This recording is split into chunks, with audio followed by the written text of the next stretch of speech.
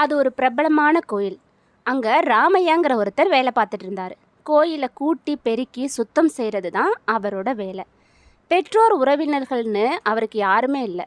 அதனால் கோயில் தான் அவருக்கு வீடு, உலகம் எல்லாமே. தினமும் ஆயிரக்கணக்கான பக்தர்கள் வந்து போகிற கோயில் அதுங்கிறதுனால எப்போவும் அந்த கோயில் ஜே ஜேன்னு இருக்கும். எங்கே திரும்பினாலும் பக்தர்களோட கூட்டம் அதிகமாக இருக்கும். திருவிழா நாட்களில் இந்த கூட்டம் கட்டுக்கடங்காமல் போயிடும். அப்பெல்லாம் இரவு பகல் பார்க்காம வேலை பார்க்குறது ராமையாவோட வழக்கம். ஒரு நாள் நள்ளிரவு வேளையில் கோயில் வளாகத்தில் வழக்கம் போல் பாயை விரித்து படுத்திருந்த ராமையாவுக்கு தூக்கமே வரல. எவ்வளவோ முயற்சி பண்ணியும் அவரால் கொஞ்சம் கூட தூங்க முடியல. காரணம், அவர் யோசித்த விஷயம் அப்படிப்பட்டது. 1 மணி நேரம் நின்றுக்கிட்டு வேலை பார்த்தாலே நமக்கு காலெல்லாம் வலிக்குதே, அந்த பகவான் சதா சர்வ காலமும் நின்றுக்கிட்டே இருக்காரே, அவருக்கு கால் வலிக்காதான்னு ராமையா யோசித்ததோட விளைவு தான் அவரோட தூக்கம் கலைஞ்சு போனதுக்கு காரணம். அப்போ அவர் கொஞ்சம் கூட எதிர்பார்க்காத ஒரு ஆச்சரியம் நிகழ்ந்தது. அவரோட சந்தேகத்தை தீர்த்து வைக்க அந்த பகவானே நேரில் வந்துட்டார். பகவானை நேரில் பார்த்த ராமையாவுக்கு எல்லை இல்லாத மகிழ்ச்சி. அந்த மகிழ்ச்சியோடையே தன்னோட சந்தேகத்துக்குரிய கேள்வியையும் பகவான் கிட்ட கேட்டுட்டாரு. அதுக்கு அந்த பகவான், பக்தா, சதா சர்வ காலமும் நின்றுக்கிட்டு இருக்க என் கால் வலிக்குமேன்னு நீ கவலைப்பட்டதால நான் ஒரு முடிவு எடுத்திருக்கேன்னு இறைவன் சொன்னார்.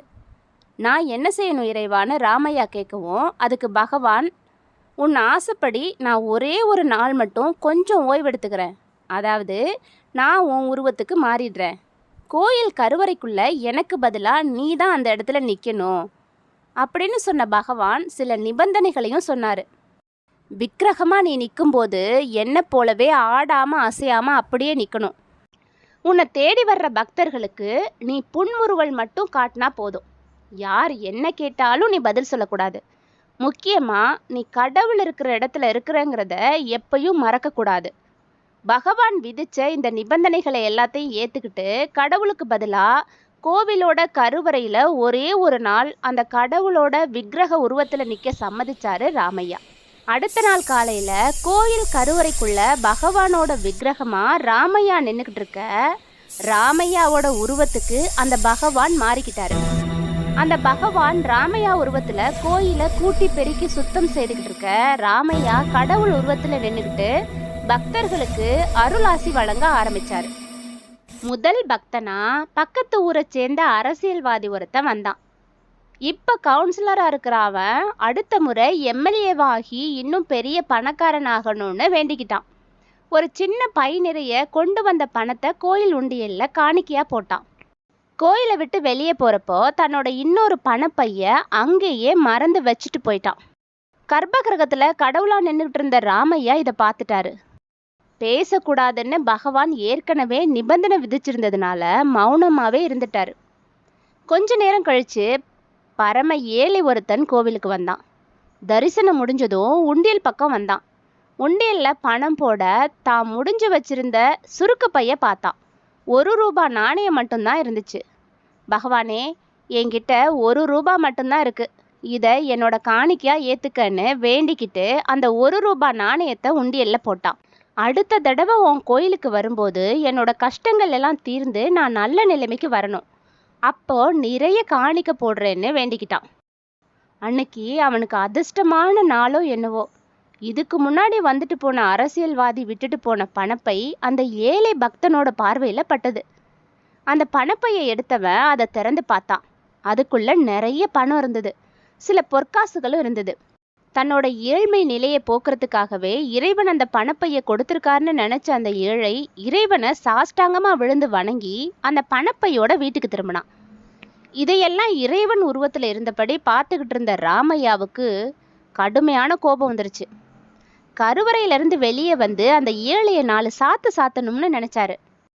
ஒருத்தன் தெரியாம விட்டுட்டு போன பணத்தை கடவுள் கொடுத்ததா நினைக்கிறது முட்டாள்தனம்னு அவனுக்கு சொல்லணும் போல இருந்தது. ஆனாலும் பகவான் விதிச்ச நிபந்தனைகளால அப்படியே மௌனமா நின்றுட்டு இருந்தாரு ராமையா.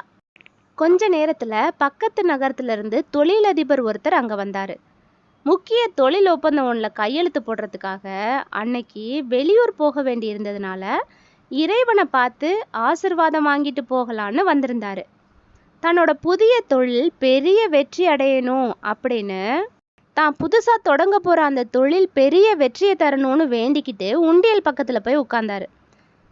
அப்போ இதுக்கு முன்னாடி கோயிலுக்கு வந்து பணப்பையை விட்டுட்டு போன அரசியல்வாதி போலீஸோட அங்கே வந்தான்.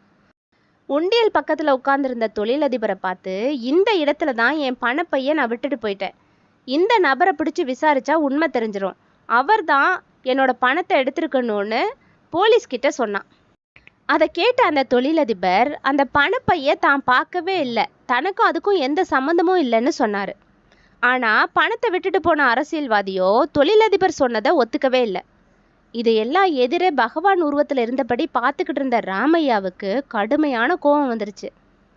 எல்லாம் உண்மைக்கு புறம்பா நடக்குதேன்னு ஆதங்கப்பட்டாரு. அதுக்கப்புறம் பகவான் விதிச்ச நிபந்தனைகளை மீறி அசரீரியா பேச ஆரம்பிச்சாரு. காணாம போன பணத்தை தொழிலதிபர் எடுக்கல, அவர் நிரபராதி அப்படின்னு கருவறையிலிருந்து அந்த அசரீரி குரலை கேட்டு அங்கிருந்த எல்லாருமே இன்ப அதிர்ச்சி அடைஞ்சாங்க. இறைவனே தீர்ப்பு சொன்னதுனால இந்த பிரச்சனையை பெருசாக்க வேண்டான்னு முடிவெடுத்து எல்லாரும் ஒரு மனதா அங்கிருந்து கலைஞ்சு போயிட்டாங்க. அன்னைக்கு இரவு வந்ததும் கோயில் நட சாத்திட்டாங்க. கோயில் கருவறையில பகவான் உருவத்துல நின்றுக்கிட்டு இருந்த ராமையாவை பார்க்க ராமையா உருவத்துல இருந்த இறைவன் வந்தாரு. இன்னைய பொழுது எப்படி போணுச்சுன்னு ராமையாவை பார்த்து கேட்டாரு இறைவன். பகவானே, ரொம்ப ரொம்ப கடினமாக இருந்தது, உங்கள் வேலை எவ்வளவு கஷ்டங்கிறத நான் தெரிஞ்சுக்கிட்டேன், இருந்தாலும் ஒரு நல்ல காரியம் செஞ்சேன், அதனால் எனக்கு பரம திருப்தின்னு ராமையா சொன்னார். அதை கேட்ட கடவுளுக்கு கோபம் வந்துருச்சு. என்ன நடந்தாலும் பேசக்கூடாதுன்னு நான் போட்ட நிபந்தனையை நீ எப்படி மீறலாம், நீ அவசரப்பட்டு பேசினதுனால கெட்ட விஷயந்தான் நடக்க போகுது அப்படின்னு கோபப்பட்ட கடவுளை பார்க்க ராமையாவுக்கு பயமாக இருந்தது. அடியேன் தவறு செஞ்சிருந்தா மன்னிச்சிருங்க, என்னால் என்ன தவறு நடந்ததுன்னு நீங்களே சொல்லுங்கன்னு பணிவோட கேட்டார். அப்போ கடவுள் நடந்ததையும் நடக்க போகிறதையும் விரிவாக சொன்னார். இன்னைக்கு கோவிலுக்கு முதல்ல வந்த அரசியல்வாதி உண்டியலில் போட்ட காணிக்கை பணம் அவன் தவறான வழியில் சம்பாரிச்சது. அவன்கிட்ட இருக்கிற மொத்த பணத்தில் சின்ன துளி தான் அந்த பணம். அதை எனக்கு காணிக்கையாக தந்துட்டு நான் அவனுக்கு இன்னும் நிறைய தரணும்னு அவன் எதிர்பார்த்தான். ஆனால் அவனுக்கு அடுத்து வந்த அந்த ஏழை தாங்கிட்ட எஞ்சி இருந்த ₹1 அடுத்த வேலைக்கு அது உதவுமேனு கூட யோசிக்காமல் உண்டியலில் போட்டான். இந்த ஏழை காணிக்கை போடணுங்கிறதுக்காக கோவிலுக்கு வரல, என் மேலே நம்பிக்கை வச்சு வணங்கிட்டு இருக்கிறத கொடுத்துட்டு போனான். அந்த ஏழையோட வாழ்க்கை தரத்தை உயர்த்த நான் ஆசைப்பட்டேன். என்னோட திருவிளையாடல் காரணமாக தான் முதல்ல வந்த அரசியல்வாதி தன்னோட பணப்பையை இங்கே தெரியாமல் விட்டுட்டு போனான்.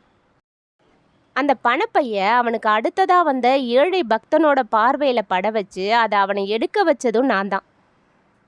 இதன் மூலமாக தவறான வழியில் பணம் சம்பாதிச்ச அரசியல்வாதியோட பாவத்தை கொஞ்சமாவது குறைக்கலான்னு நினச்சேன். இன்னைக்கு நடந்த இந்த நிகழ்வு மூலமாக அந்த தொழிலதிபருக்கு நல்லது செய்ய தான் அவர் வீண் பழி சுமக்கும்படி நடந்தது. இன்னைக்கு இரவு அவர் பயணிக்கக்கூடிய அந்த கார் விபத்துக்குள்ளாக போகுது. அதை தடுக்கிறதுக்காக தான் அவர் மேலே பழி சொல்ல வச்சேன். அவர் போலீஸாரோட விசாரணைக்கு உட்பட்டிருந்தா இன்னைக்கு இரவு செல்ல வேண்டிய பயணத்தை ரத்து செஞ்சு இன்னொரு நாள் போயிருப்பார். இப்போ நீ அவசரப்பட்டு பேசி உண்மையை சொன்னதுனால எல்லாமே மாறிப்போச்சு. தொழிலதிபரை காப்பாத்துறேன்னு நினச்சி அவரை நீயே சிக்கலில் மாட்டி விட்டுட்ட. இறைவன் இப்படி சொன்னதும் அவர்கிட்ட பணிஞ்சு மன்னிப்பு கேட்டாரு ராமையா. இப்போவாவது நீ தெளிவாக புரிஞ்சுக்க, நான் செய்கிற எல்லாத்துக்குமே ஒரு காரணம் இருக்குது. இது எல்லாத்தையுமே மனிதர்களால் புரிஞ்சுக்க முடியாது. ஒவ்வொரு மனிதனோட நலம் விரும்பி தான் என்னோட ஒவ்வொரு பொழுதையும் நான் கழிக்கிறேன். அவரவர் கர்ம வினைகள் படி அவங்கவுங்களுக்கு பலனையும் கொடுக்குறேன். நான் கொடுக்கறதுலேயும் கருணை இருக்குது, கொடுக்க மறுக்கிறதுலையும் கருணை இருக்குது. இப்படி இறைவன் கூறவும் சாஷ்டாங்கமாக அவரோட காலில் விழுந்து வணங்கினாரு ராமையா. அவர் எழுந்து பார்த்தப்ப இறைவன் கருவறைக்குள்ள ஐக்கியமாயிருந்தார். இந்த கதையிலிருந்து நாம் புரிஞ்சிக்க வேண்டியது இதுதான். நம்மளை சுற்றி நடக்கிற ஒவ்வொரு நிகழ்வுகளுக்கும் இதுதான் சரியான காரணங்கிறத நம்மளால் புரிஞ்சிக்க முடியாது. ஒவ்வொன்றிலையும் ஒவ்வொரு காரணத்தை இறைவன் ஒளிச்சு வச்சிருக்காரு. ஒரு பணக்காரன் மேலும் மேலும் பணக்காரன் ஆகிறதுலையும் ஒரு காரணம் இருக்குது.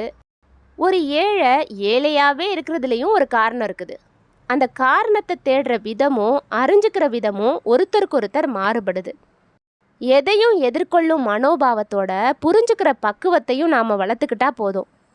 நடப்பதெல்லாம் நன்மைக்கேன்னு நினச்சிக்கிட்டா சோதனைகளும் சுகமாகிடும், வெற்றிகளும் அளப்பரிய சாதனைகள் ஆயிடும்னு சொல்லி இந்த கதையை நான் முடிச்சுக்கிறேன். இது வாழ்க்கை இந்த பதிவு உங்களுக்கு பிடிச்சிருந்தா இத பத்தின உங்களோட கருத்துக்களை நன்றி மறக்காம என் கூட ஷேர் பண்ணிக்கோங்க. நன்றி, வணக்கம். இது வாழ்க்கை வாழ்வதற்கே விஸ்டம் ஸ்டோரிஸ். நான் உங்க பவி.